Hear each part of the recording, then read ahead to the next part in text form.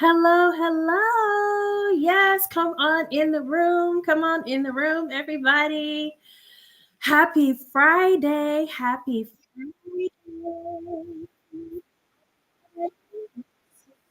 Mute that.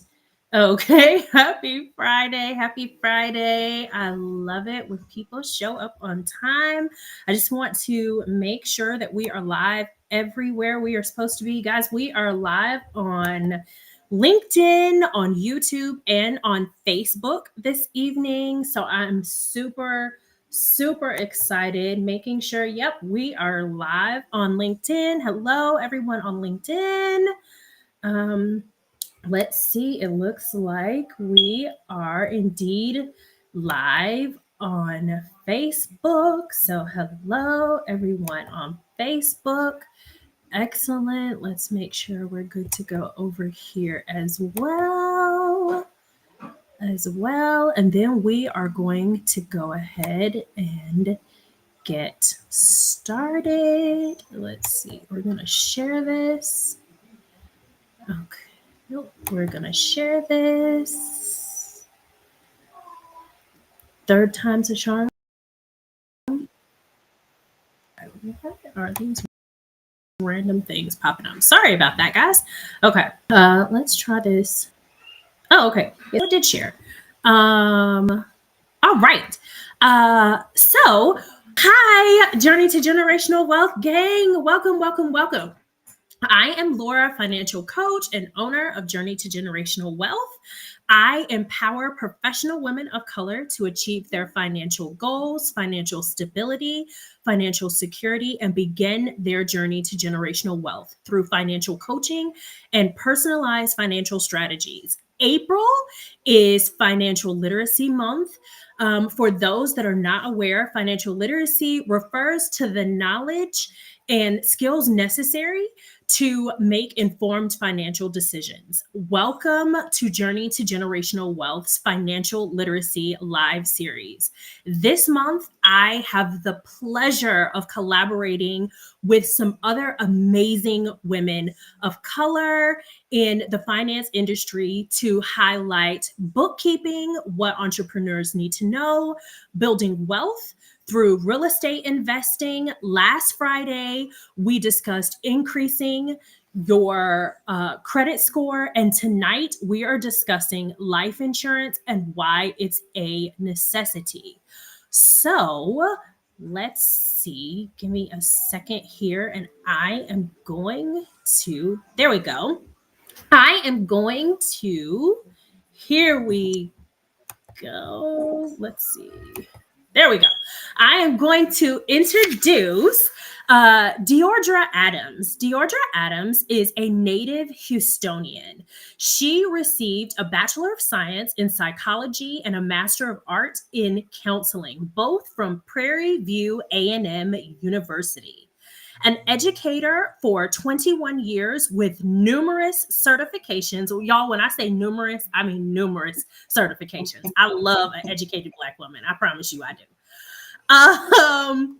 She serves as the proud principal of Academy of Accelerated Learning Savoy campus.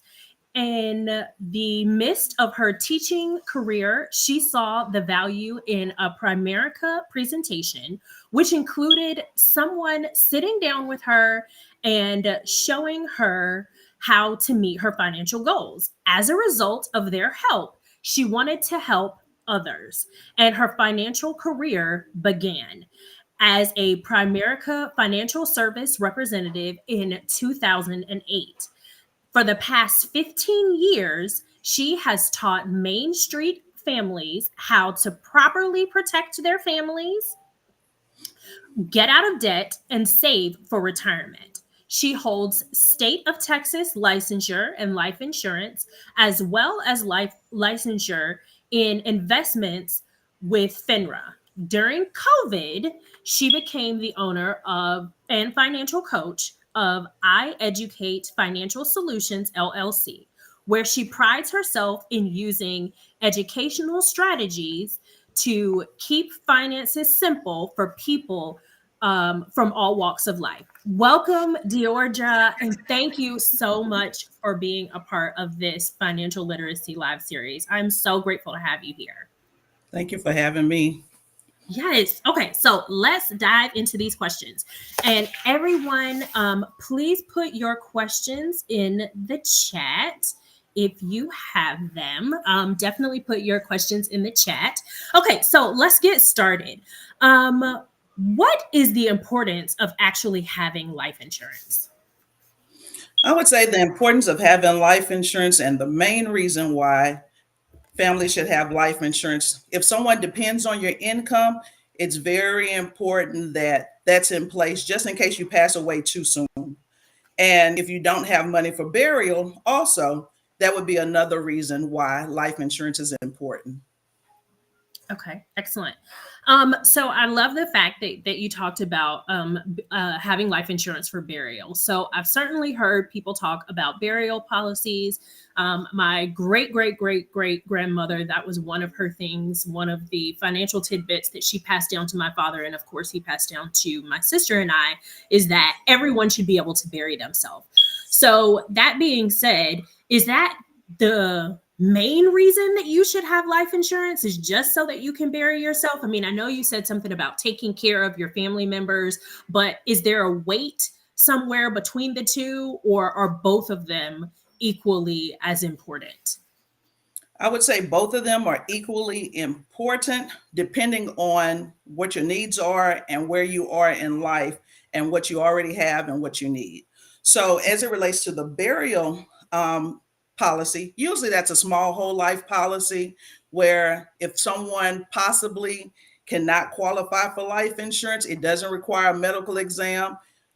So that's an opportunity for them to make sure that at least burial is covered. And Okay. also, it's sometimes a little more pricey because it doesn't require a medical exam. So I would say if you have life insurance, you don't necessarily need a burial policy, but sometimes that's the only thing that someone can get is a burial policy if they wait too late to get life insurance or don't have enough savings to cover burial. Okay. Okay. That's very good information. Okay, so we talked about burial. You're saying life insurance. Are there different types of life insurance, or is there just one type? And if there are multiple, then can you talk a little bit about that? Okay. There are two main types of life insurance. Usually you have a term life insurance policy or a permanent life insurance policy. The difference between those two terms is for a certain period of time, and that's it. It no longer exists. Whole life or permanent is you kind of use interchangeably, and there are several different permanent life insurance policies that fall under that category. But just to mention one is going to be whole life. So the difference between that and term is whole life has a cash value component to it, which is similar to a savings account. So you're paying for life insurance and you're putting money towards and accumulating money in a cash value account. Also, there are other types that will fall under that. You have universal life, index universal life, variable, and pretty much how you can determine the difference in those is to pretty much just look at what the first word is. If it's a variable, something is going to change. Adjustable, something is going to change. Index, that means you have the market that it's going to be invested into as well. Also, you have group life insurance. Most people have that with their job. And so, but you have to realize that if you're no longer with the job, then, and if it's not portable, then you can't take it with you. So a lot of times it's like, oh, you can get 3 times your coverage, 2 times your coverage, or the company will just give you $10,000 flat out, but you just need to make sure that you understand what the group policy entails. Also, go back, you have the burial life. You also have mortgage life insurance. And the mortgage life insurance is usually offered when you first get a mortgage. And so they offer you that insurance because they want to also protect that asset or liability for some of us, but they want to protect, if you're gonna pay or not pay, and God forbid something happened to you too soon, that could pay off the mortgage. So let me kind of explain that a little bit, because some people are like, well, I have mortgage insurance, I don't need life insurance. Well, not true, because the mortgage insurance only covers how much is left on the mortgage. So it decreases. So if you start out with a $250,000 house and you get a $250,000 mortgage life insurance policy, as the mortgage is getting paid down, it's decreasing as well. So your family don't get any additional funds from that policy. It only pays off the house. And that's also like a credit line life insurance. It's just to pay off that credit card or whatever debt it is at that particular time. And then you have the cheap one, the AD&D, which is accidental death and dismemberment. And so pretty much people are like, well, I got a lot of coverage there, but what they fail to realize is you really have to have an accident in order to get that life insurance. And the likelihood of the company wanting to pay that out, a lot of times you have an accident, they try to find the loophole that says, oh, well, they had a heart attack. They didn't really die from an accident. They died from something else, to avoid paying out. And what people really need to understand is most insurance companies, well, all insurance companies do not want to pay. They don't want to pay. And we think we're obligated to get life insurance, but we're a risk to them. So yeah, I think I'm so majority of them. Okay, excellent. Yeah, no, I'm so glad that you did note on the fact that, the type makes a difference, as well as, what it entails. So accidental death and dismemberment, the insurance companies, while you may have it, they could potentially try and figure an alternative reason to not necessarily have to pay that. So I definitely wanted to put this accolade up on the screen and let you know that, of course, you are doing a phenomenal job, and the information that you are giving is, I 100% agree with Roshana. It is definitely needed in our community, and you truly are on fire. I love it. Love it. And I would like to give one other example about group life insurance, because when I sit down with families, a lot of times they're like, well, I have insurance with my job. And there was an individual, that worked with our company that also worked for an oil and gas company. And just so happened they got cancer.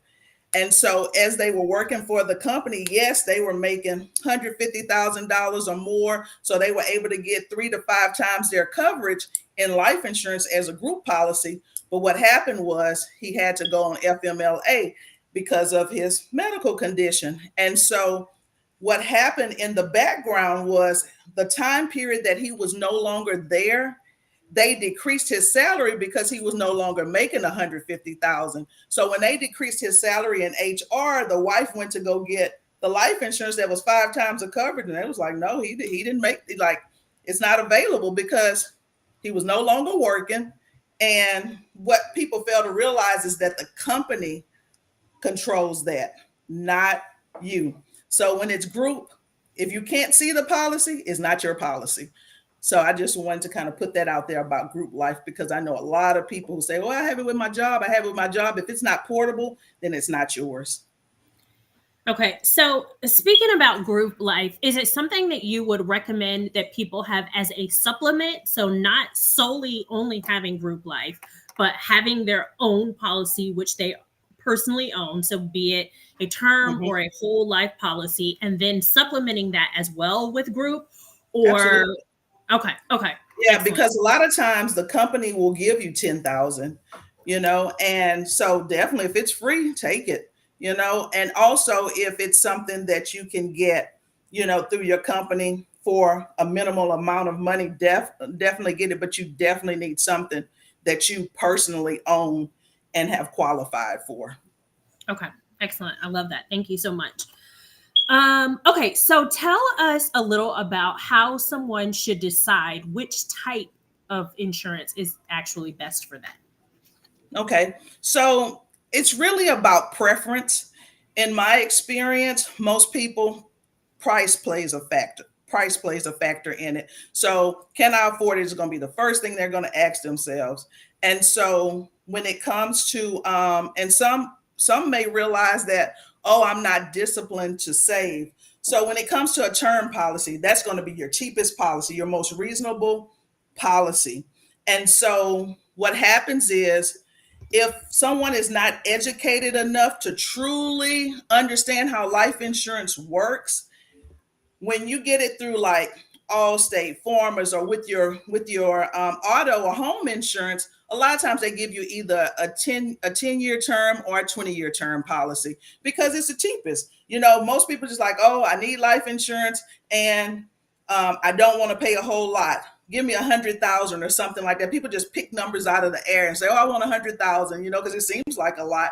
And then when they realize that, oh, well, that's going to expire. Well, someone told me it's permanent, it's for my whole life. I want a whole life policy because it has savings attached to it.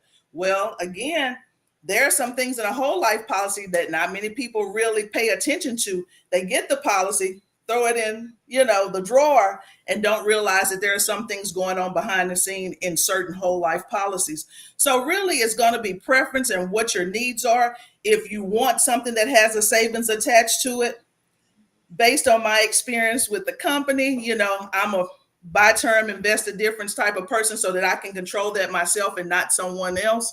And a lot of times the whole life policies are pricier. So depending on which type of whole life policy you get is also going to determine, how you go about choosing it. So I will say price, personal preference, and what you're looking for in your policy and what you want to get out of it. Okay. Okay. I am just making sure everybody has those notes. Okay. Excellent. Thank you so much. This is an excellent question. So, and it piggybacks off of what you just said about sometimes people are like, oh, $100,000, that seems like a lot of money. How do you actually decide how much life insurance you need? So I like to look at the DIME method, and pretty much what the D stands for in DIME is death or debt. So how much is it going to cost to bury you? Also, how much debt you have that's going to fall on someone else. How much debt do you have that someone else is going to be responsible for? Also, income replacement. How much of your income does your family depend on? And a lot of times they say with the income, 5 to 10 times your income is enough for a policy to kind of take care of, your kids or your spouse or whomever you're responsible for. The next thing is the M for mortgage. If you have a mortgage, how much of the mortgage needs to be paid off and how many years before it will be paid off will you need, and that determines how much coverage you need. And then there's education. If you want to pay for the children's education, God forbid something happens to you too soon, then that's something you definitely need to take into consideration. So definitely if you have like a husband and a wife, and if one dies too soon, it's like, okay, well, how much of the income is going to be needed to make sure that your lifestyle remains the same? Or if the kids are young and God forbid you die too soon, how much income is going to be needed in order to take care of those kids and also for them to have the lifestyle that you would want them to have if you were there. So I just kind of try to keep it simple, do a DIME method. People have other ways to do it, but that's just a simple way to come up with an amount of coverage that's needed. But like I said, most people just kind of choose a price off the top of their head and be like, oh, I need 100,000, and don't realize 100,000 not going to last that long for the next 20 to 30 years. Or even if you have young kids and they have 15 years, before they become adults, because we still kind of take care of them beyond 18. So that's what I would suggest. Okay, excellent. Thank you very much. I have heard 10 times your income. If you basically, but I love the fact that you broke down the DIME method. That was actually my first time hearing that. But it makes perfect sense because it factors in the things that are accounted for that kind of 10 times your income. Okay. Exactly. And then the last one was education. Okay, excellent. So I am going to get those posted up for you all so that you can see what that DIME method was. Thank you so much. Okay, so my next question is, does your age impact your ability to get a policy? It does. The younger you are, the more reasonable the policy will be and the likelihood that you are healthy.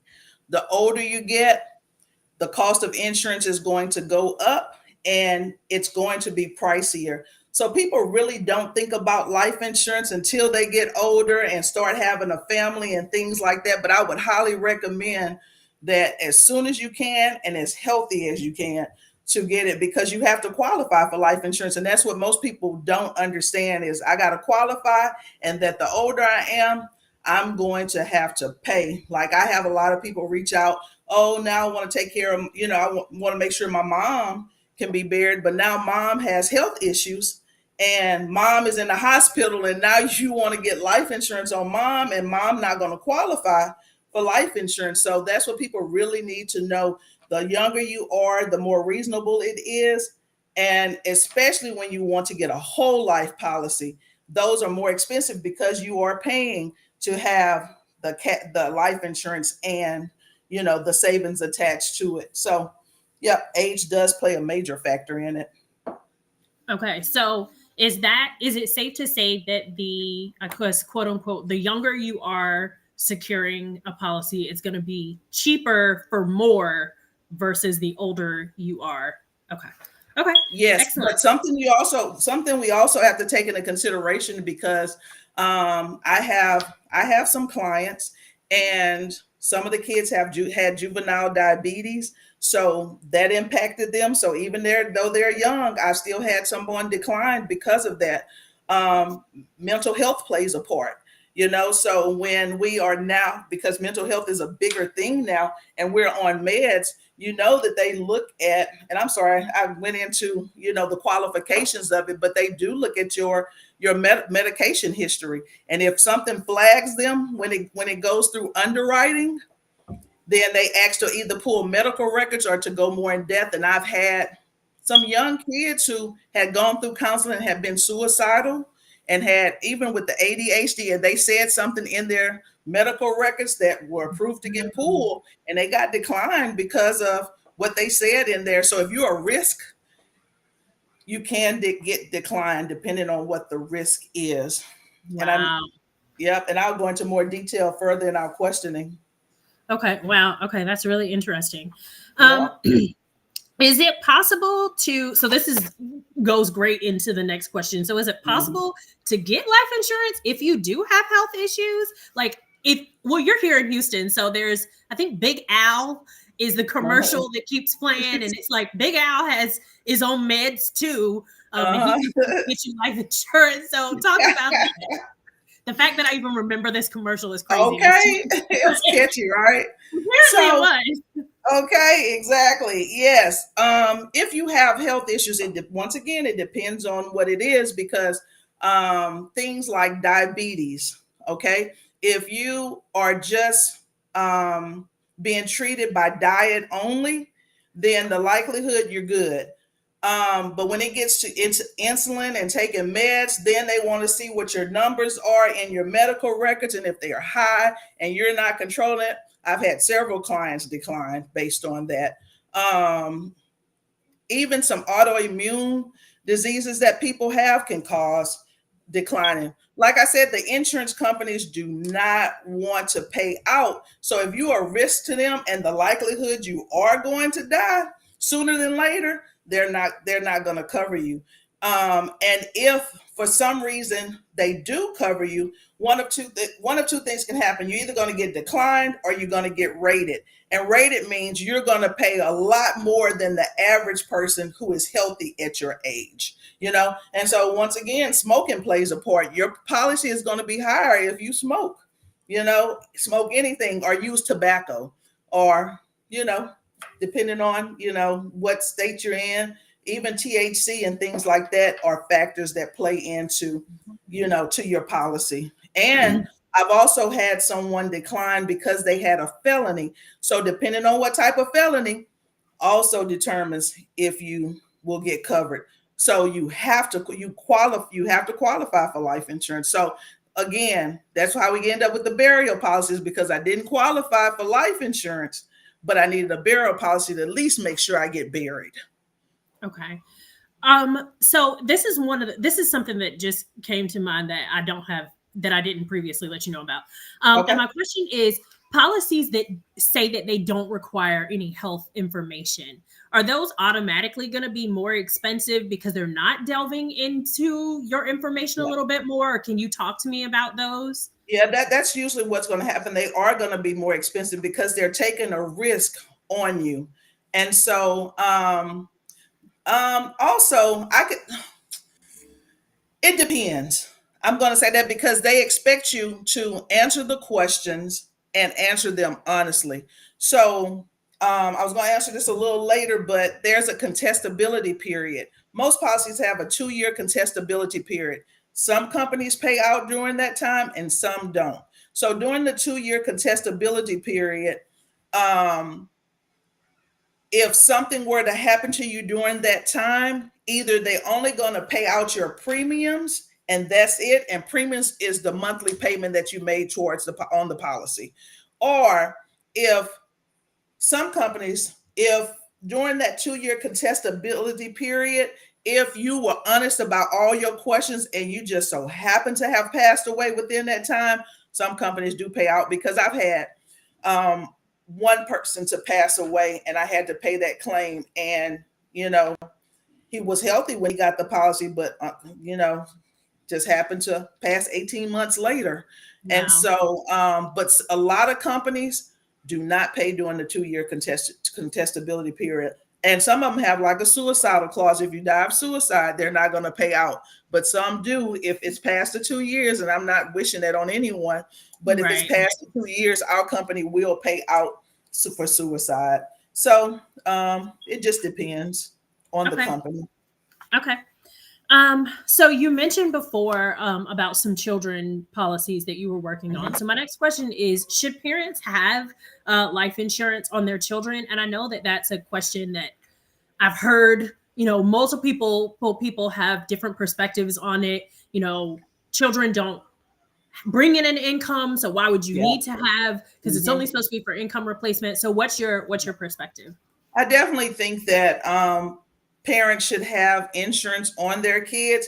Do they need 100,000? No, 25,000 at the most, and that's really for burial and for your grieving time from work. Because most parents, are gonna have to take off. We don't want to bury our kids at all. So if they're under 18, really all you need is about 25,000 to bury them and to make sure that you're able to grieve properly and be able to take off work. But if you have children who are older, or if you have a child if you have grandchildren, and the responsibility is going to fall on you, you definitely want to make sure that they have enough insurance to, so you'll be able to take care of the kids. Also, if they have student loans that you've been responsible for, and God forbid something happens to them too soon, you definitely want life insurance on them.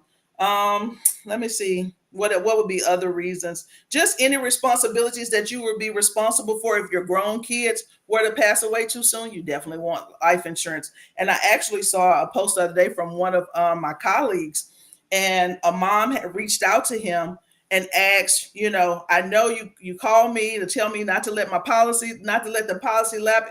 Can I put it back in place, quickly? And he was like, let me see, what the process is. But come to find out, her 18-year-old son had gotten killed.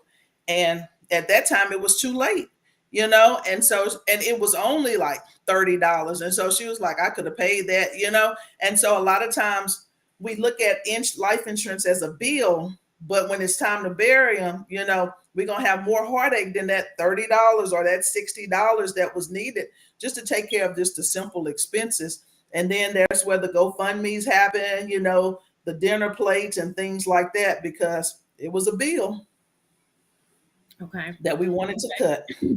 Yeah, I love the fact that you noted having enough for time to grieve.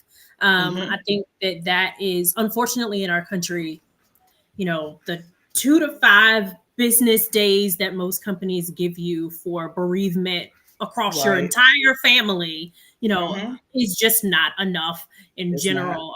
Certainly, heaven forbid, if you lose a child. So I love the fact that you highlighted that because that's extremely important. Um, can you talk to this? So I know that I've previously heard that to the point that you said about the younger you are, the healthier you are, the less expensive your life insurance is, that's also a reason to get your children life Mhm. insurance because it's Yeah. going to be at a cheaper rate. Is there, as they get older, if they were to want to add on to that, so like you recommended Mhm. 25,000. So once they turn, let's say 20, if they were to Okay. decide, hey, I'm working now, I can afford to pick up my policy on my own, and I want to take that 25 to 50,000.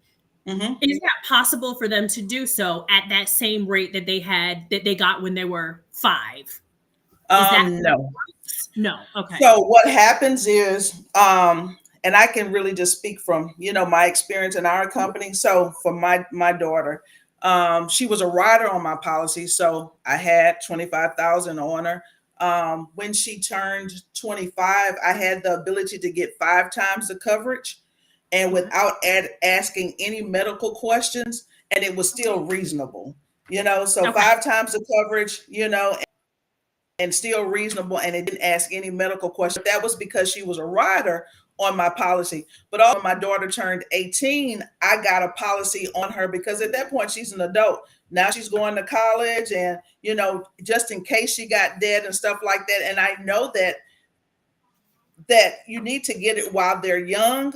And so I knew it was going to be more reasonable then. So then I got her, a 35-year policy, $100,000, because really didn't need anything just yet. And there was also a rider in there that allows it to double over a 10-year period of time, just in case you wanted to take it over and things like that.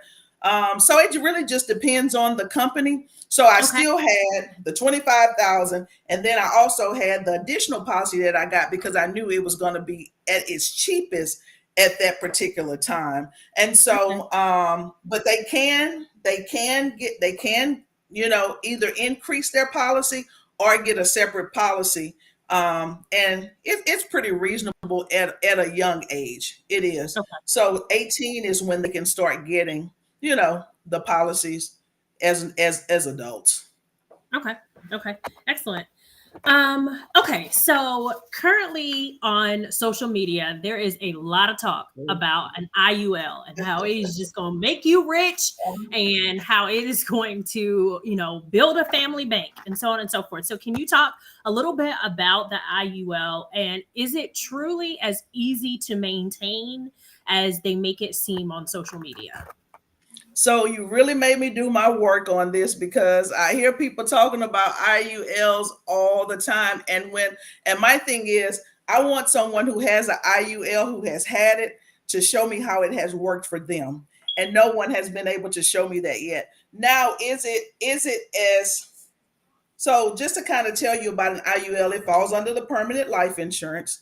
It's an index universal life insurance policy. Index means that it's in the market, and so it invests in like the S&P or the S&P 500 or the NASDAQ, just to give you an understanding.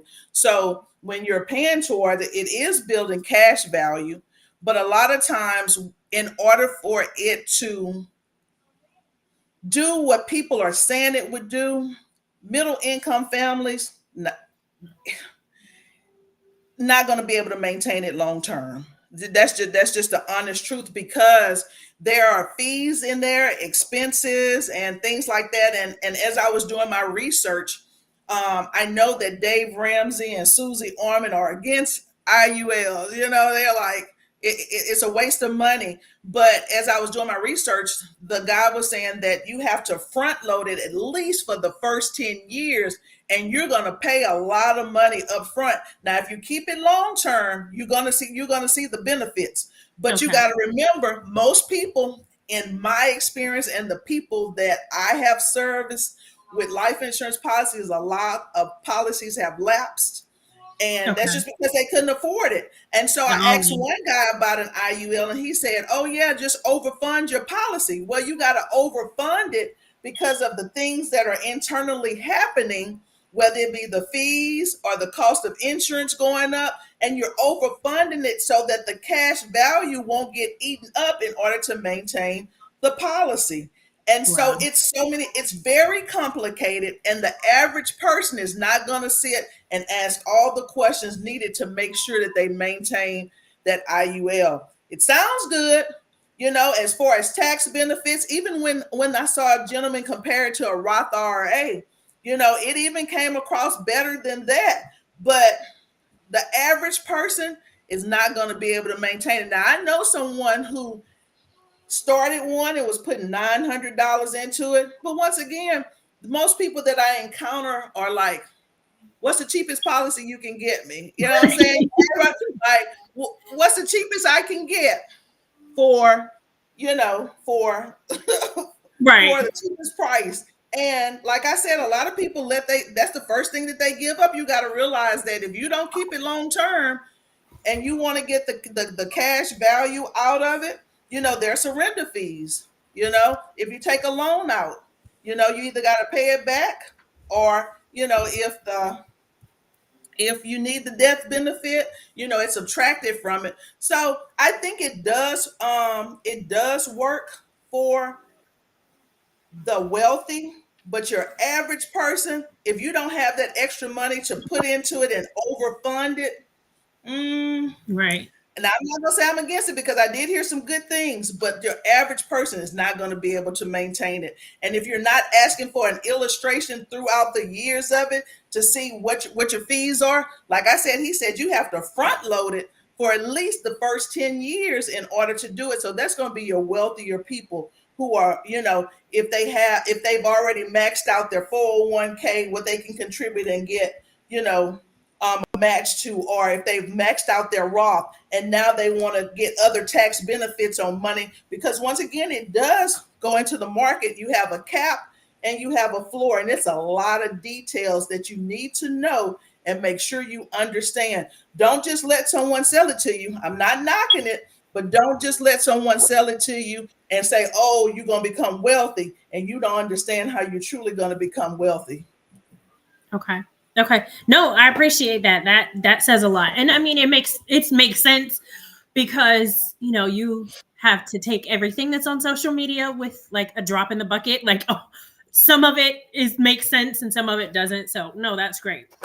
So it does make sense for some people. Like I said, I'm not knocking it, but for the people that I come in contact with on a regular basis, who, just your average everyday people, I don't think it's going to benefit them, because they're not going to be able to maintain the extras that's within it.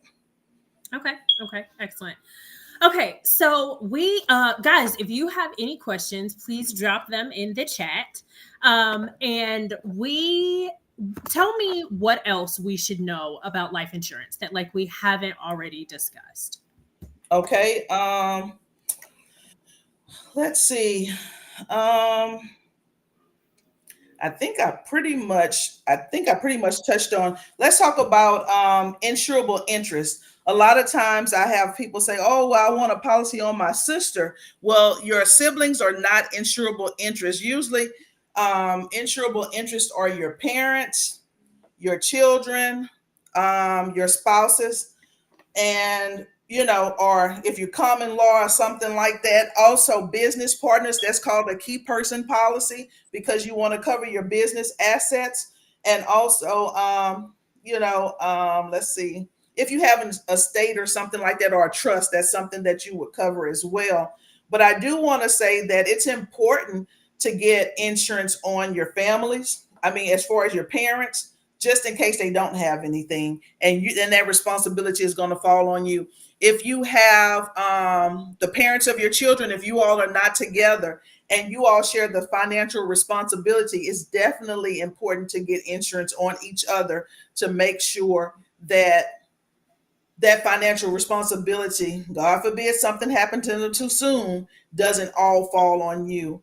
Also, So can I ask you a question about that before you jump to the next thing? So my question is, you suggested that if the parents are not together, that they should still have policies on one another. So Does the other person have to consent or be They do. aware? I mean, They do. that you have to, even if you're paying for the policy? Uh-huh. You do. So if because everyone has to sign or do electronic document and things like that. So you have to have their information. Insurance, you need their social security numbers, driver license numbers, where they work, and things like that. And they have to sign off on it. There may be people who allow you to get a policy. I'm not, but they really are supposed to sign off on it and know that you have it, Okay. and agree to it. So Okay. yeah, You legally, you yes. Okay, so you also mentioned something about non-insurable interest, and you said that siblings are considered not insurable interest. Can you talk Right. a little bit more about that? And the reason that I ask is because it's my understanding, which I have not gotten this book yet, and I'm going Okay. off of kind of hearsay, that one of the ways that the Rockefellers became as wealthy as they still are is that they set up their estate, they set up a trust, and then every single member in the family has a life insurance policy for themselves and on everyone else. Unlike on their so siblings have policies on one another. And so if your sibling passes away, then you get paid out by them and everybody puts it in towards the trust so that their bank can continue. So can you talk a little bit more about that? And I know this is putting you on the spot, so I apologize. No, that's fine. But that's where I said that a trust is insurable interest. So you can do a trust, but when you're just saying, "Oh, I want it on my sibling," they have to own it. You can be the beneficiary, but they have to own it. Okay? And so you can put it in a trust, and if they're business partners and things like that, then yes, you can get it on them as well. But for the most part, if it's just your average, and once again, I'm talking about your average person who mostly that this applies to, just make sure that they're the owner and you're the beneficiary. And you can have it where the beneficiary doesn't get changed unless you know about it and things like that. But that's how you would do it. So either in a trust or just make sure that you're the beneficiary. So is the trust who is insured, or is it the person with the trust being the beneficiary? Okay, so there's two different things. The trust is what's insured, okay, in that instance. But also, if you just got it on your sibling, just make sure that you're the beneficiary. And so let me Okay. kind of explain how the beneficiary work. Whoever the beneficiary is, that's the person who will get the money. So when you change relationships, when you have kids and all of that, and you want to make sure you're checking up on your beneficiary at least annually, because Yes. whoever, if you got remarried and your ex-wife or ex-husband still is the Yes. beneficiary, they're the ones that's going to get the money, and your current spouse can't get you because you're gone, God forbid. But that's the person that's going to get it. So you need to make sure that you're doing a checkup on your beneficiaries often. And I know this is about life insurance, but make sure that you have a beneficiary on all of your financials, whether it's with the bank or your Yes. retirement plans. Just make sure you have a beneficiary so that the money can be given to your family without them having to jump through hoops in order to get it, or it to be lost in general.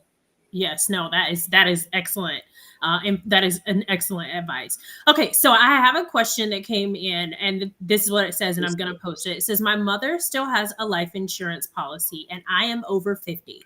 I'm married and have my own insurance. Should I encourage her to cancel that policy?"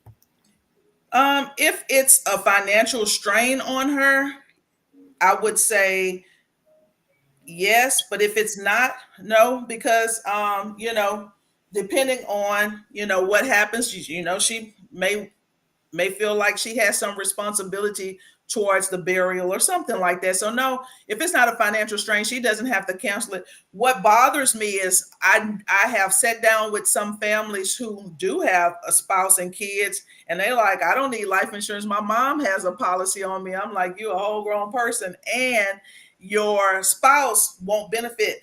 And that's one thing. Your parents have a policy on you, but if something happens, do know, people, And money, when death happens, your mom is not going to share that with your kids and your spouse. So I would say make sure that you do have your own policy, and it's good that you do have your own policy for your family.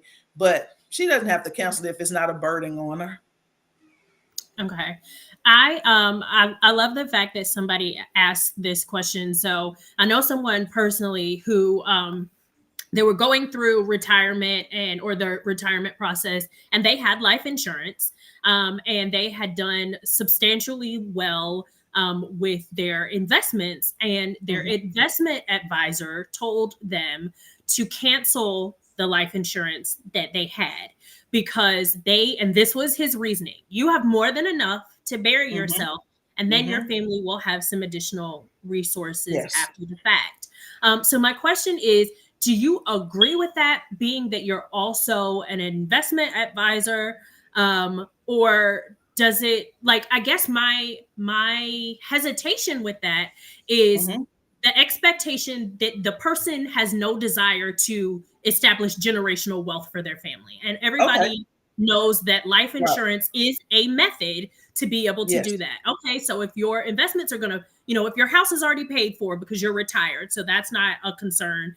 And, potentially you have a small amount of, debt that would be paid off, and that'll be paid off via your investments or, whatever else. Life insurance is still a way to establish generational wealth. So is that something that is standardly advised? Is that something that you agree with? Like, kind of let's talk about Um, it from that I, perspective. I, I agree with, just based on our philosophy, is buy term and invest the difference. And when we say buy term and invest the difference, because in a whole life policy, once again, there are some factors in a whole life policy that not many people are aware of. So one thing is, in some whole life policies, for the first 1 to 3 years, they the cash value doesn't grow because that money is there to kind of pay the agent. So you don't get cash value until maybe year 3. And then at that point, you have this life insurance, and you have the cash value, but I only have maybe $100 in my cash value, and I've had my policy for 3 years. And then also, but that's where overfunding comes in with the IULs. So that may not be the case in an IUL, but most people can't afford to overfund. And so another thing is, when you borrow against it, you know, you got to pay it back, and they charge you a higher interest rate. So I got to borrow my own money. So I'm putting in $100 a month, 50 going to supposedly my cash value, and 50 going towards my life insurance. So and I don't have any money in my cash value. That doesn't make sense. And then also, if you don't choose the right option on your insurance, um, your family sometimes do not get both the life insurance and the cash value. And it does cost more. It costs more in order to get more in some whole life policies. So that's something that people should know. Now, to go back to, answer what my belief is, buy term and invest the difference, it's like, okay, so if I have a 30-year policy and my mortgage is going to be paid off in 30 years, instead of me paying $200 for a whole life policy just to have 300,000, let me get a cheap term policy and pay, depending on my age, pay $100 and save that $200 either in a Roth or some type of investment tool, like the person you're talking about had investments. And over 30 years, if I'm saving $200 a month, it's going to make me self-insured. So you can go to my either pull it out of my Roth or whatever my investment vehicle is, or my high yield savings account, and bury me for 10,000, and then still have money to either pay off debt. But at that point, my mortgage should be paid off, my debt should be low. I'm self-insured at that point, so that the rest of that money is going to go to my family. So I really shouldn't even have to pay for life insurance after a certain period of time. But the issue is, a lot of people are not disciplined to save. So they have these term policies and they're not saving alongside them. And that's why it's like, oh, well, it's gonna end. Yes, it's gonna end, but you should have been saving alongside. You should have been saving for retirement. And because life happens to us, we change jobs, we take our money out of our retirement plans, And so we have to start retirement all over again. And so life insurance didn't work the way it was supposed to work because we didn't do what we were supposed to do. We don't save. We're not disciplined enough. And I'm just speaking, that's a lot of people more than not, you know? Right. So Okay. yes, so it's a preference again. It's a preference. So yes, he could just. I mean, it would be good to keep the life insurance policy if he can afford it. But the goal is really to be self-insured, so you won't need life insurance. Okay. Okay, thank you so much. Well, guys, if you don't have any more questions, then Deidre, I want to thank you so very much. You have been a wealth of knowledge this evening. You have provided, I literally have like notes written all around the notes that I already had. So I personally am going to be reaching out to you to ask a few additional questions based on some things. Okay.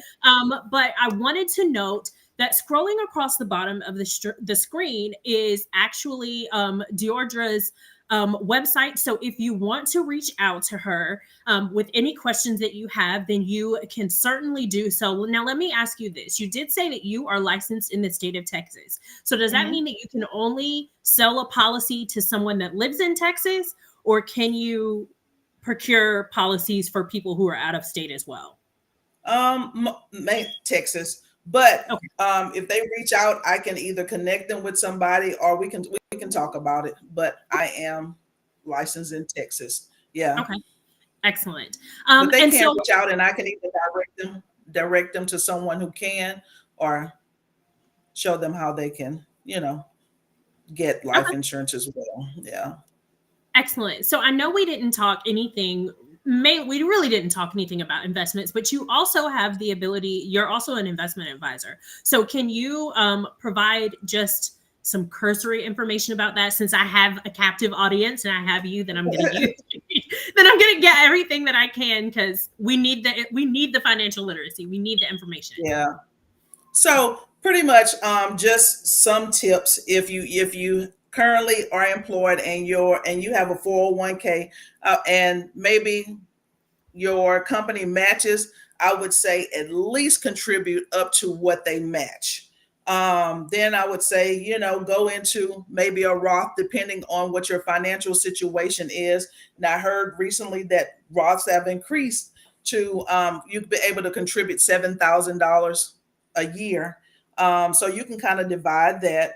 Now, for those that are more wealthy, there are other options, and that's where that IUL comes in and things like that. But pretty much, I just really help the Main Street people who, work hard every day and trying to figure out how to truly build a financial house. And so I just pretty much show them this is where you are, this is where you want to go, and this is how you get here. So really just giving them a roadmap to, get to that financial success. So that's just some tips I have for the investment area. Okay, excellent. So certainly, so you noted to contribute up to, at minimum, contribute up to the match. And seriously, y'all, like that is something that I could not shout from the rooftop any louder, because that's considered part of your compensation. If you are not at least meeting that match, you're leaving part of your compensation on the table. Yeah. They're factoring it in whether you choose to get it or not. So if you don't meet up to at least the minimum of the match, you're leaving part of what's considered part of your compensation package on the table. So at least bare minimum, do that. And the money is coming back to you anyways, which makes no sense for you not to. And then the next one that you said is consider contributing to a Roth. And you spoke about the 2024, they actually did increase from 2023 to 2024, the amount that you can put into a Roth. And so I also want to speak to some of so this is a good question for you. So I know, true to myself, I'm self-employed as an entrepreneur, and I know that there are some other entrepreneurs that we have on as well. Do you all service those policies? So like the SEP? You can do the SEP. Yes. Okay. Yes. Okay. And okay, great. We have since someone has come in with a question. So if I own a policy, if I own policy, my husband's policy, and I die before said spouse, Uh-huh. What happens to that policy? Will they have to cancel or redo it? Okay, so there are two different things. If it's an individual policy, great question. If it's an individual policy that you have on your spouse, then make sure that's why it's important to write down all of your financials and put it in a safe deposit box, or put it, in a safe, so that they can access it and know what's there.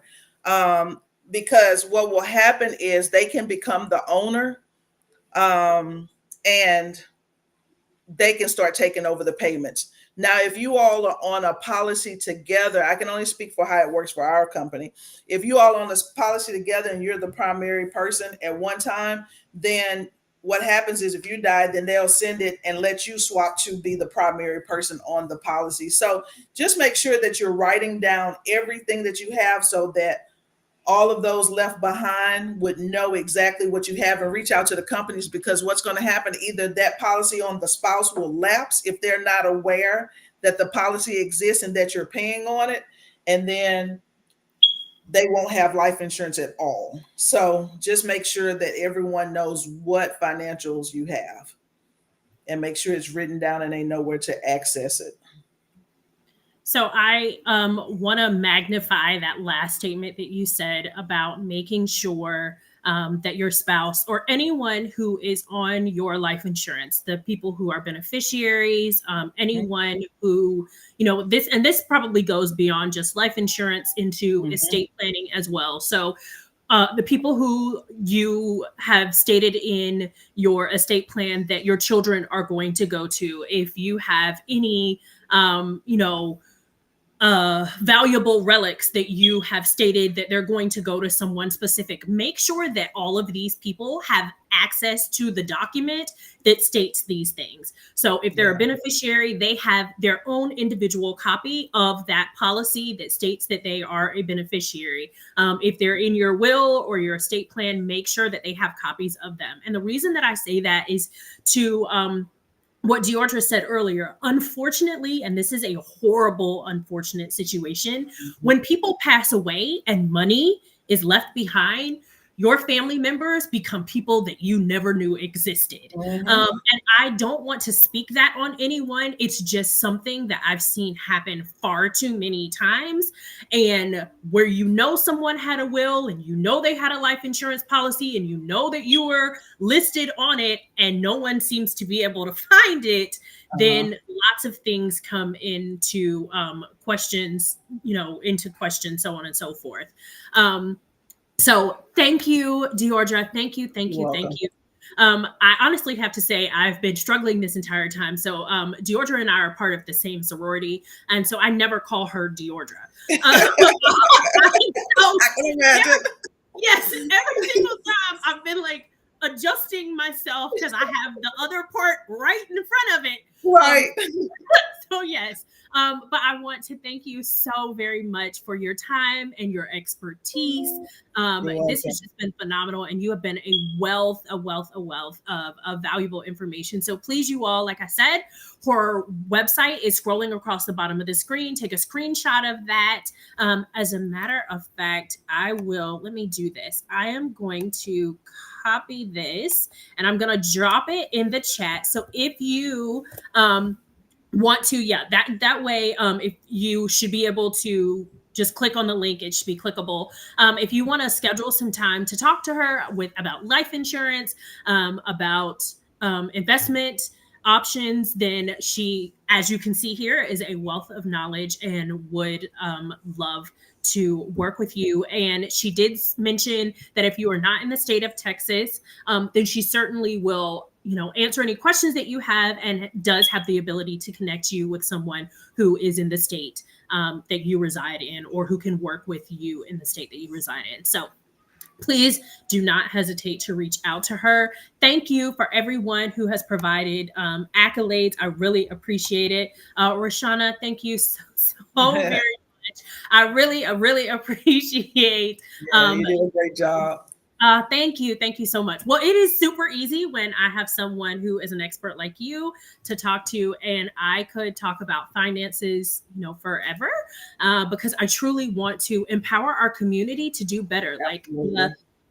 Our community spends the most of Mhm. any demographic on an annual basis. So if we can spend the money, then we have the money. It's just Mhm. whether or not we're using it effectively to generate wealth for our own personal families. And that is wherein I'm trying to shift the atmosphere and say there are other things that are more important than that handbag or those Right. shoes that you want.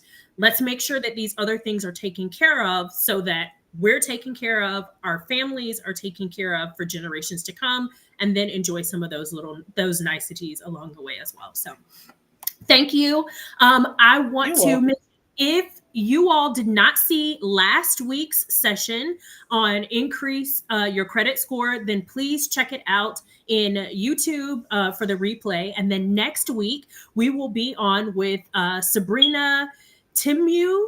And she is going to be talking about bookkeeping and what entrepreneurs need to know. And then the following Friday, we will have another one of my sorority sisters on, and she's going to be talking about about real estate investing and how you can build wealth off of that. And you guys, this has been such a great series. We're going to keep it going into May, and I have a tax expert that is going to come in and talk to you about taxes. And even if you're going to have to extend, or even if you've already paid your tax or filed your taxes for this year, she's going to talk to you about the things that you need to do to get ramped up for moving forward as we continue through 2024. So we're just going to keep this series going because God keeps connecting me with women who have a wealth of knowledge. And I told you guys in the beginning that if I had the information, I was going to pass it along to you, because when you know better, you do better. And I want all of us to achieve our journey to generational wealth. So thank you. Thank you, Deordra. And I will talk to you guys later. Have a good Thank night. you. Good night.